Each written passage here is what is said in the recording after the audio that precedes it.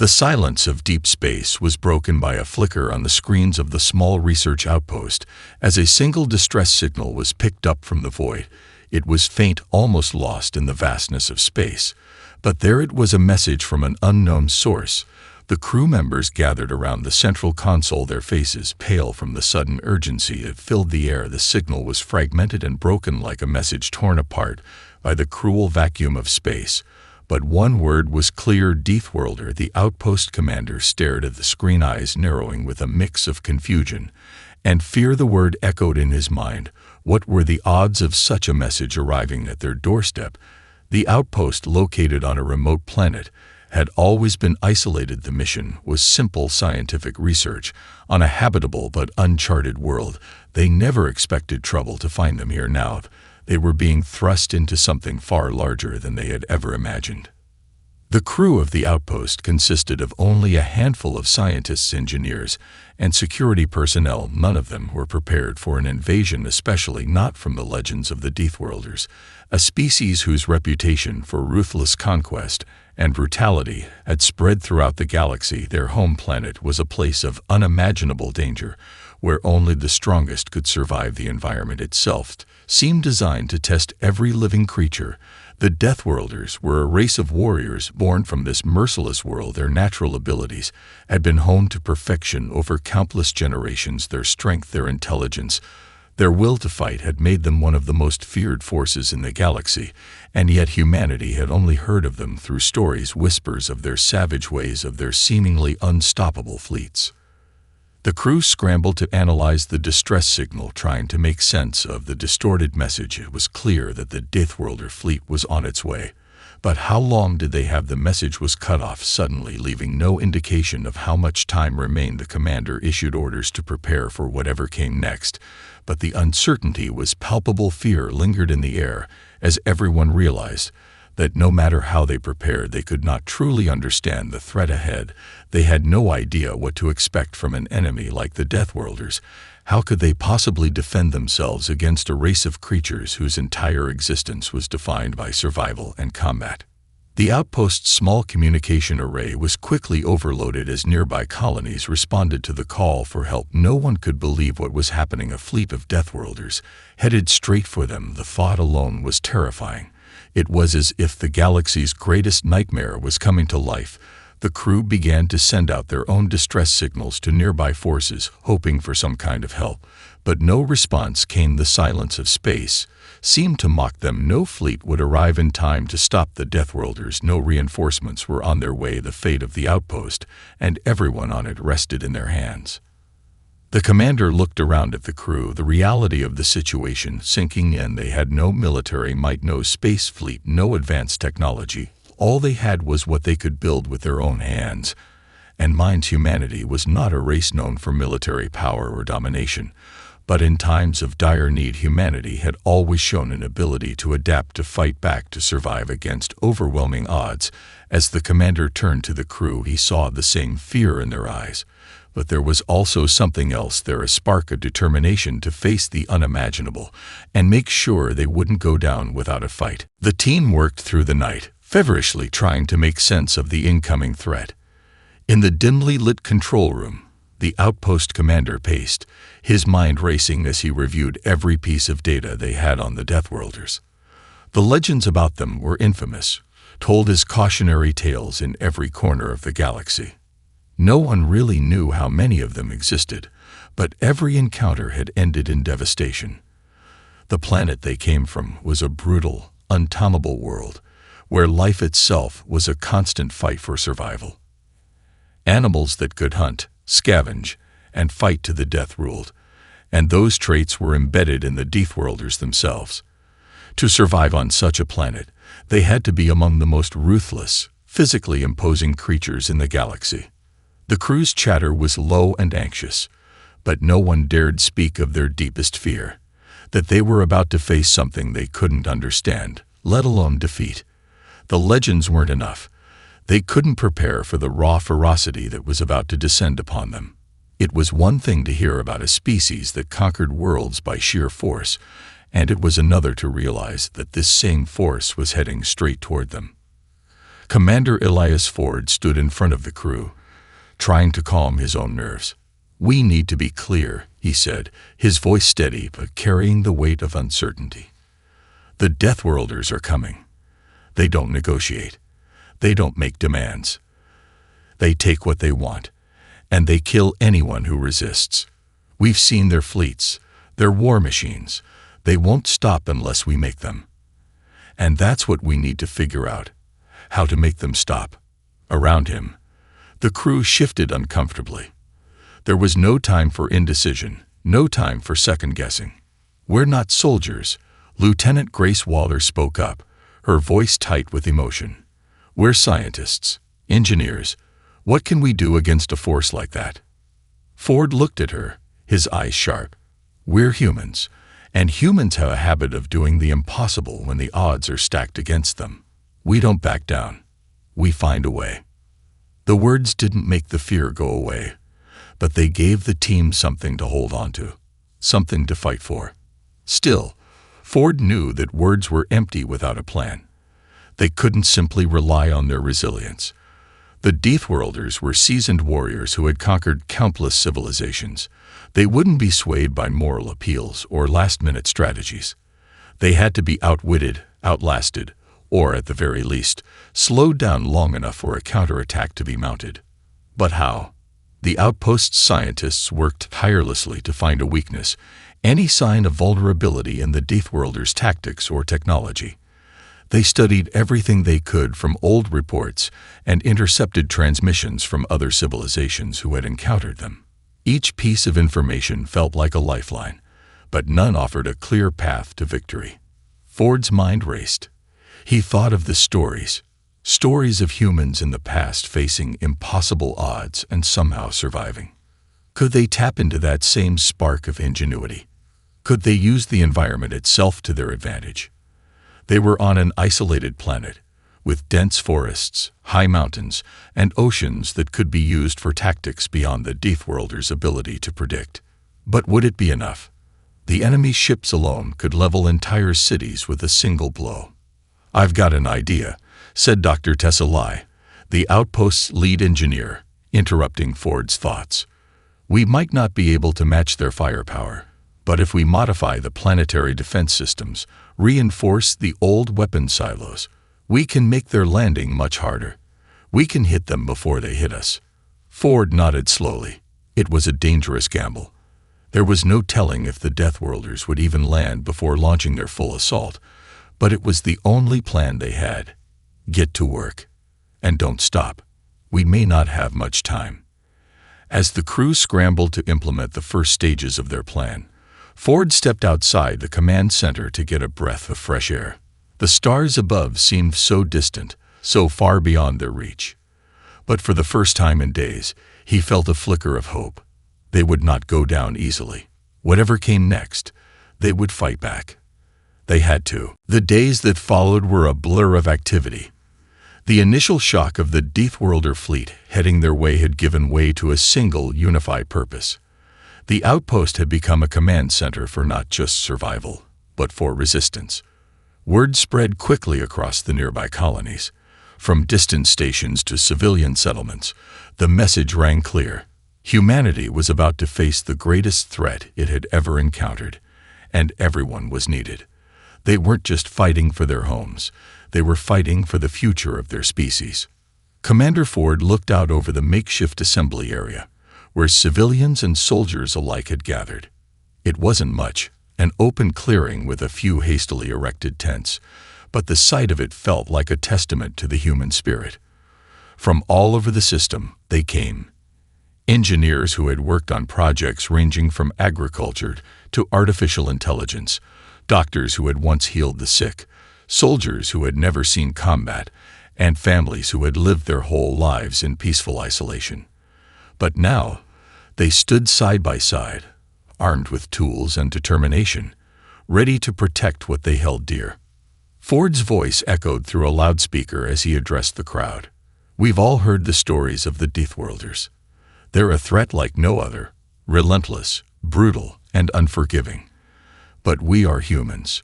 We don't give up, we don't run, and we don't surrender. Whatever they bring, we'll fight with everything we've got. We'll fight with our ingenuity, our strength, and our will to survive. The Deathworlders may think we're weak, but they'll soon learn that they've underestimated us." A roar of approval rose from the crowd.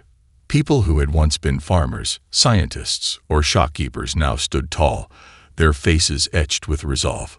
The fear was still there, but it was buried beneath a rising tide of defiance. Dr. Lai and her team worked tirelessly in the background, coordinating with every available engineer to modify the outpost's outdated weapon systems. Their goal wasn't just to fight back. It was to turn the planet itself into a fortress. The planet's terrain, which had once been considered a nuisance for navigation, was now their greatest ally. The thick forests and high cliffs would offer ambush points, while the deep caverns below could become hiding places and underground bunkers. They couldn't take the Deathworlders head-on, but they could force them into a battle where the terrain worked in their favor. Meanwhile, the military personnel on site, led by Lieutenant Waller, had set up training exercises for everyone, from civilians to the remaining security forces. They weren't just teaching basic combat techniques, they were teaching how to fight in the shadows, how to use their environment to outsmart the Deathworlders. Every man, woman, and child was being prepared for war, whether they were holding a weapon or not. In a crisis like this, even the simplest skills could save lives. Ford knew they were still underprepared, but he also knew one thing for certain. They were stronger together than they had ever been apart. In their desperate race to ready the planet, they weren't just building weapons. They were building something greater, a united front, a community bound by a common cause. And that, he realized, was perhaps humanity's greatest strength. As the sun set on another long day, Ford sat at the command center, his mind whirling with plans and contingencies. They still didn't know how much time they had before the Deathworlders arrived in full force. But for the first time since the distress signal had come through, he wasn't filled with dread. He wasn't even afraid anymore. He was ready to face whatever came next. They all were. And then, just as he was about to stand up and rejoin the others, the signal came again. This time, it wasn't just a transmission. It was a full fleet signature, moving steadily toward their planet. The countdown had begun, and the Deathworlders were almost here. There was no turning back now. But for the first time, Ford smiled. They had no intention of going down without a fight. The days bowled into one another as the humans of the outpost and nearby colonies worked tirelessly. The first wave of Deathworlder ships was still days away, but the urgency in the air was palpable. There was no more time for hesitation, no more time for doubts. Everyone, military personnel, engineers, civilians, was putting everything they had into fortifying their defenses and preparing for what could be the final battle. The work was exhausting, the pressure relentless, but there was something that kept them all going, a shared understanding of what was at stake. They didn't have the luxury of fear anymore. Instead, there was a cold, focused resolve that had settled over the planet like a heavy blanket. And in the quiet moments between the frenzy of preparation, they were reminded of something critical: humanity's capacity to unite and adapt. It was that very adaptability that had kept them alive as a species, no matter the odds. Dr. Lai's team had managed to successfully retrofit the outpost's ancient weapon systems. They were rudimentary at best, but the engineers had worked miracles, scavenging old tech and repurposing parts to create something capable of fending off the Deathworlders. It wasn't enough to stop them entirely, but it would make their landing harder, more dangerous. If they were lucky, it might buy them time. Time they desperately needed to find an edge.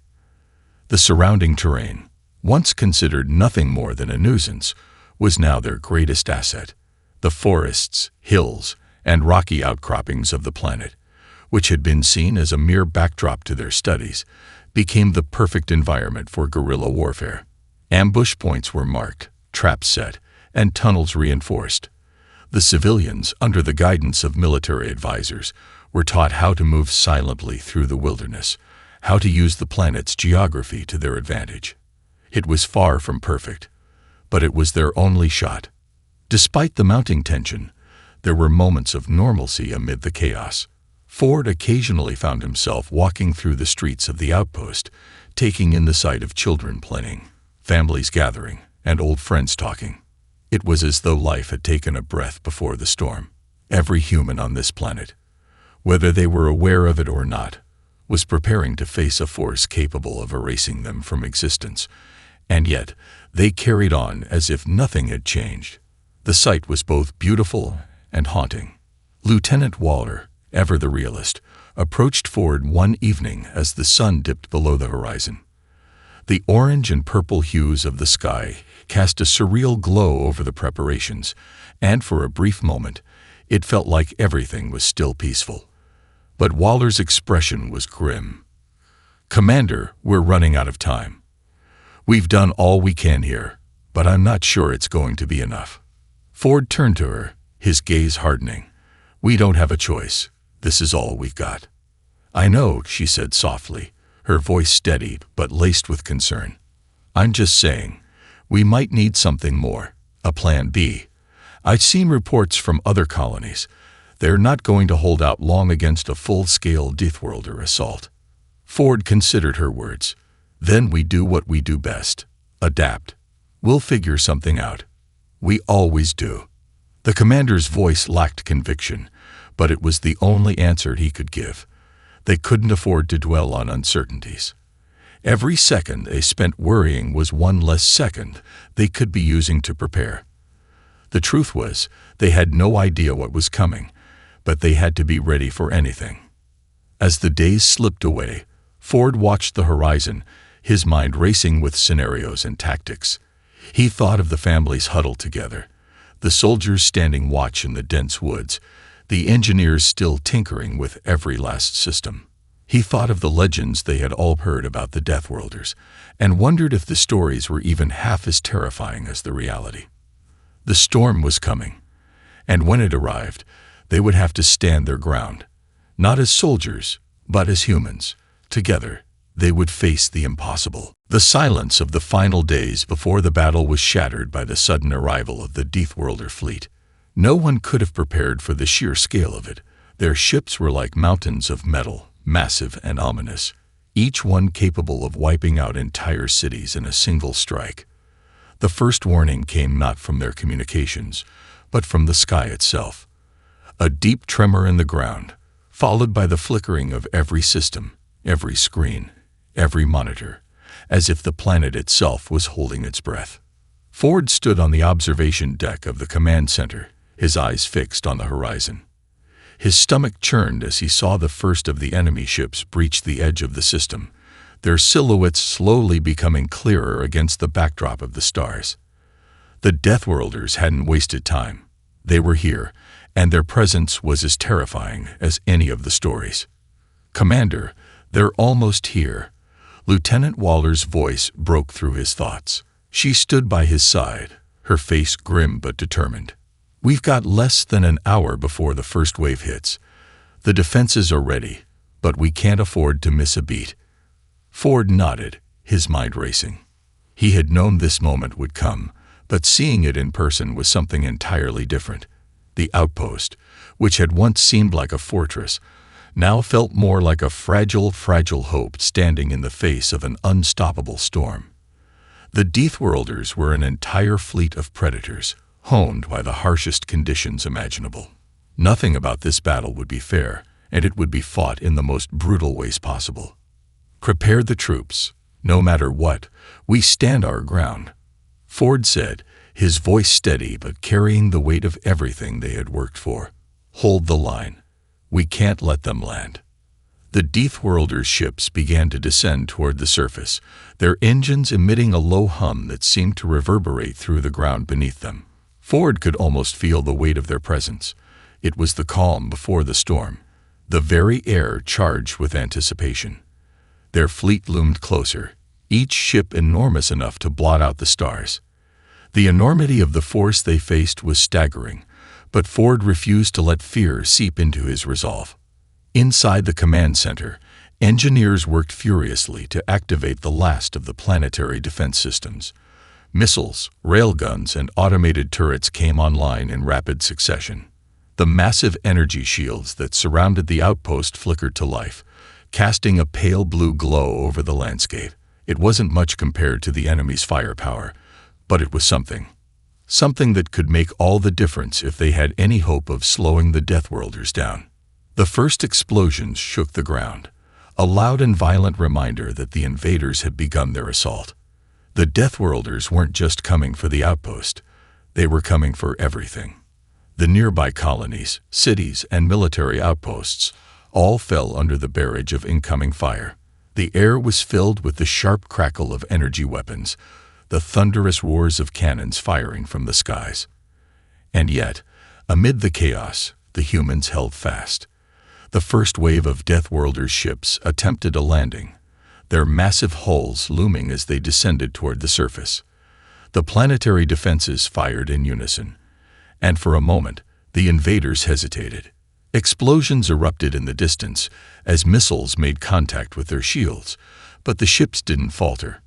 Instead, they adjusted, flying higher and faster as the Deathworlders began to drop their soldiers onto the planet. The air crackled with tension as the first of the invaders hit the ground. The soldiers, each one towering and built like a living weapon, spilled out of their ships with terrifying precision.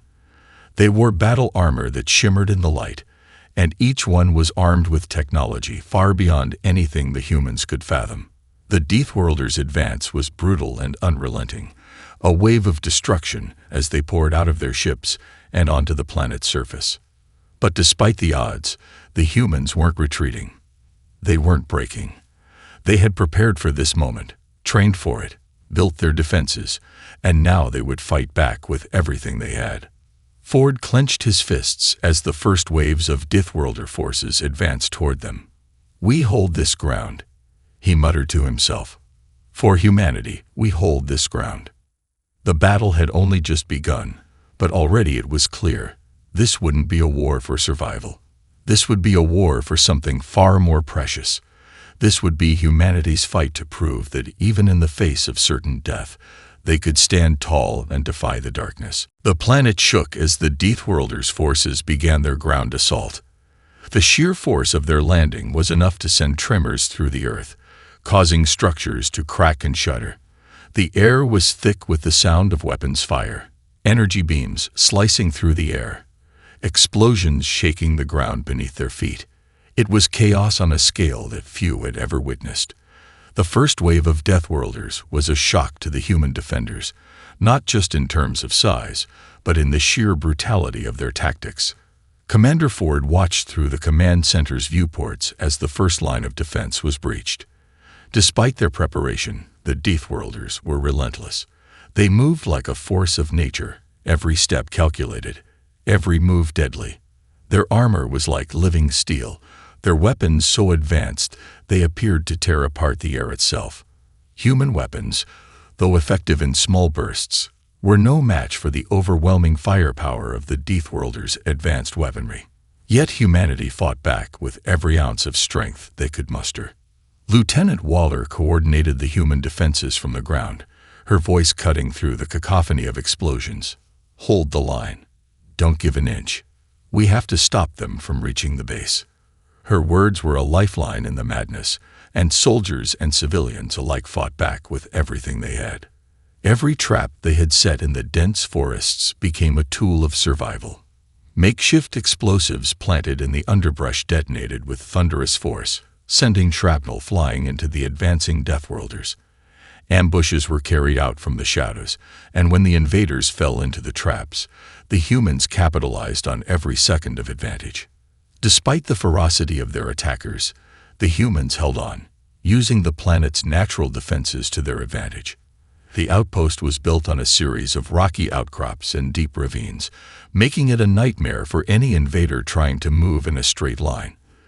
The Deathworlders' superior technology and strength were only as effective as their tactics allowed, and even the most advanced weapons struggled in the terrain. Ford knew that their success in the battle was not in matching the Deathworlders blow for blow. They could never hope to do that.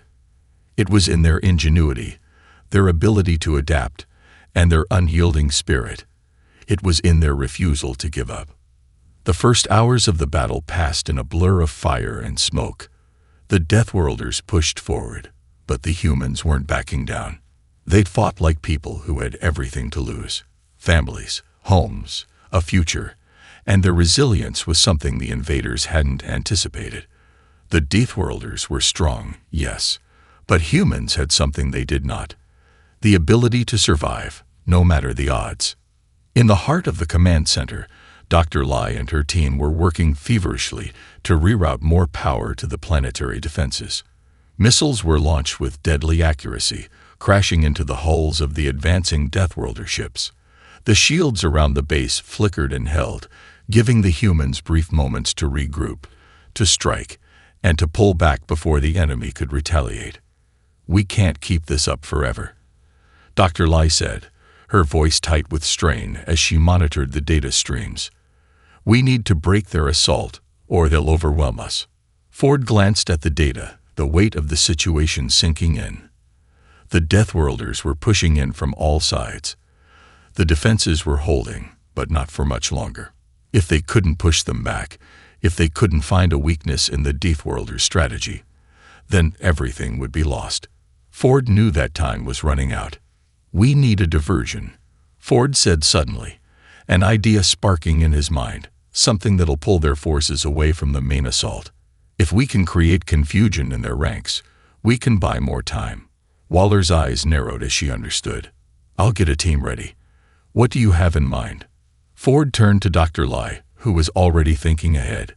"We can overload one of the remaining missile silos. Just one, but enough to create a massive explosion. It'll send a shockwave through their ranks and force them to spread out. It's risky, but it might be the only thing we have left." Lai hesitated for a moment, her gaze flickering to the monitors, then nodded. "We can do it, but we need a team to plant the charges and pull back quickly. I'll prepare the schematic and launch it remotely." Ford gave a grim nod. "Make it happen." The human forces had just managed to stabilize their position for the moment, but it was clear that the coming hours would decide their fate. If the diversion worked, they could slow the Deathworlders' advance. If it failed, there would be no way to stop the wave from overwhelming them. And so, with a single calculated risk, they made their move. The plan was set into motion quickly, and the soldiers that had been selected for the diversion were ready. Ford paced in the command center, watching as Waller and Dr. Lai coordinated the efforts to overload the missile silo. The risk was immense. If something went wrong, not only would they lose their last chance to slow the Deathworlders, but the entire facility could be destroyed in an instant. "Are the charges in place?" Ford asked as he looked toward Dr. Lai, his expression a mix of determination and concern. She nodded, her face tense. "Yes, Commander. We've routed the control systems remotely, and we're ready to trigger the overload. Just a few more seconds, and it'll detonate." Ford's eyes flicked to the view screen, which showed the incoming Deathworlder forces pushing closer to the outer perimeter. The first line of defense had been almost entirely overwhelmed. The human forces were holding, but barely. Each minute was a battle for survival. The diversion needed to work. "Do it," Ford said. Dr. Lai activated the sequence, and a heavy silence fell over the command center. On the view screen, the closest Deathworlder ships were approaching the designated strike zone. The tension in the air was suffocating. Then, without warning, the explosion hit. The ground beneath them trembled violently, and a colossal eruption of light and fire filled the screen. The blast from the missile silo was far larger than anticipated, creating a shockwave that rippled across the battlefield. A massive plume of smoke and debris rose into the sky, and the Deathworlder forces staggered as the shockwave hit their ranks. The immediate effect was chaotic. The ground forces faltered, confused and disoriented by the explosion, while the ships hovering above the battlefield scrambled to adjust. In the midst of the confusion, the human forces seized their opportunity. "Now, push them back." Waller's voice rang out over the comms as she led the charge. The ambush points were activated, and human soldiers moved with a newfound purpose, striking at the disoriented Deathworlders with brutal efficiency. The unexpected detonation had done more than just create a distraction. It had fractured the Deathworlder advance. The enemy was now scattered, their formation broken, and their lines of communication disrupted. It was a window of opportunity they couldn't afford to waste. Ford looked at the live feeds as human forces launched a series of counterattacks. The momentum had shifted, and for the first time since the Deathworlder's landing, there was a sense of hope in the air. The humans had not only held their ground, they were pushing back. But Ford knew better than to get complacent. The Deathworlders had proven to be ruthless and highly adaptable, and they would regroup quickly. The diversion had bought them time, but it wasn't a solution. It was a temporary reprieve, and they had to capitalize on it. "We need to keep the pressure on," Ford said, his voice calm but commanding. "Coordinate with the flanks and keep pushing. Don't give them time to regroup." The sound of battle continued to rage around them, but the humans were fighting with a new sense of purpose. They were no longer reacting to the Deathworlders' aggression. They were making the invaders fight on their terms. The forests, once a hindrance, now became a deadly labyrinth for the enemy, full of traps and ambushes. The humans knew the terrain, and they used it to their advantage. Waller's voice crackled over the comms again. "We're taking back some ground, but they're regrouping. They're getting reinforcements, Commander." Ford's brow furrowed. The Deathworlders were always prepared for rapid counterattacks, and it seemed they weren't about to let the diversion slow them for long. "Prepare for their counteroffensive. We need to hit them hard before they reorganize. Tell the troops to get ready for the second wave. They'll be coming in force." The human forces were battered and exhausted, but they fought like a cornered animal, refusing to give up. The outpost, though still standing, was beginning to feel more like a fortress under siege than a place of defense. Ford knew the next few hours would decide everything. They were far from winning, but for the first time, the Deathworlders were the ones on the back foot. It wasn't just survival anymore. It was a fight for humanity's place in the galaxy, a fight that would test every fiber of their being. "Keep pushing," Ford ordered one last time, his gaze fixed on the horizon. "We hold this ground, no matter what." The second wave of the Deathworlders was already on the move. This battle was far from over, but as Ford watched his people rally, he knew one thing: they had a chance. The battle had reached its climax.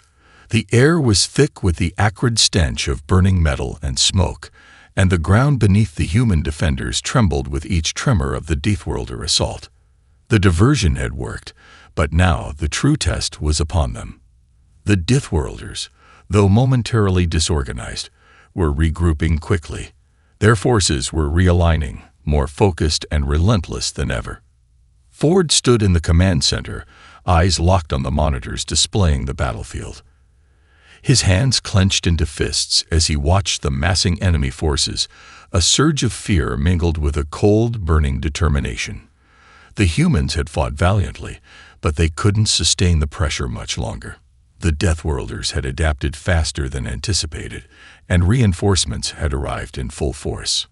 "We can't hold out like this," Lieutenant Waller said, her voice strained, though there was no hint of panic.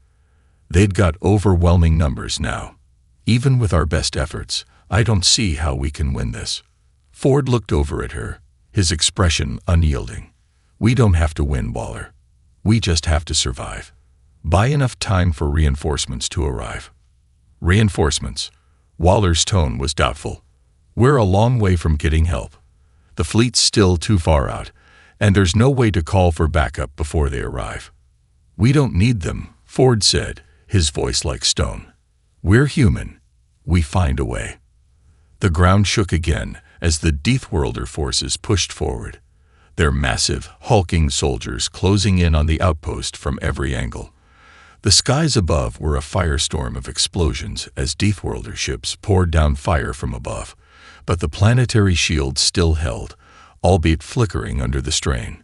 Human soldiers held their positions with fierce resolve, but fatigue was beginning to show. The weapons were running low on ammo. Their defenses were weakening, and the invaders seemed to never tire. Yet despite the overwhelming odds, Ford saw something in the eyes of his soldiers, an unbroken spirit, an unshakable determination that he knew would make all the difference. Everyone, listen up. Ford's voice cut through the chaos, loud and clear. We fight for every inch of ground we can hold. This is not just a fight for survival. This is a fight for who we are. We will not let them take this world. We will make them regret ever setting foot on it. A chorus of determined shouts filled the comms as the soldiers rallied once more, and Ford could feel the surge of energy as the humans took their positions. The terrain, once thought to be just a defensive advantage, was now their last bastion. They had no more reinforcements, no more tricks up their sleeves. It was down to pure, raw willpower.